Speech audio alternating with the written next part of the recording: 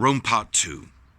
So I want you to imagine this tribe about 500 years before the birth of Christ around the area of Rome, and they got their act together and they got a better army than the other tribes around, and they consolidated power and took over the whole boot, the whole of what we consider modern Italy. And then in time, that was going to grow into one of the great empires of ancient times. Now, they weren't under a king in those times. They had a senate, they had consuls, they had superior politicians who lorded it over the other people. They always had to pay attention to the plebeians, the mob, the ordinary people who could riot. But slowly but surely, they began to form an incredible society. About 200 years before the birth of Christ, they had huge battles with North Africa, with a city called Carthage.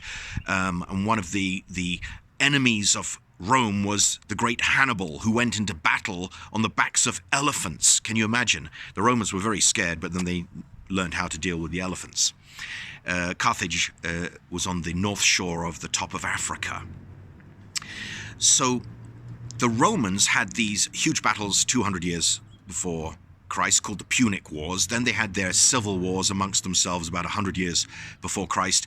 And then a guy came along and he became Julius Caesar, one of the great generals who became an emperor, and actually later on some people considered him a demigod or even divine. Many Roman emperors thought so highly of themselves that they became divine. Nice, no?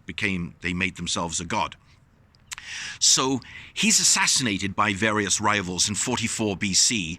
There's a little bit of a fight among three generals. One of them's called Octavian, the nephew of Julius Caesar, and he becomes the great Caesar Augustus. He's the general, the emperor, who calls a census of the whole known world at the time of the birth of Christ. And so he's mentioned in the Bible. He's that famous emperor. And it's a time of great growth and great stability, and that's probably the high point of Rome. 27 BC is when you really start the Roman Empire, when the king kicks in. It's the king, not a republic. And he was going to live into the next century, for most of the life of Christ, in fact. And then later on in the first century, there were some terrible emperors. One of them, Caligula, who made a senator out of a horse, as bad as that. And he did some pretty terrible things. I will stop there.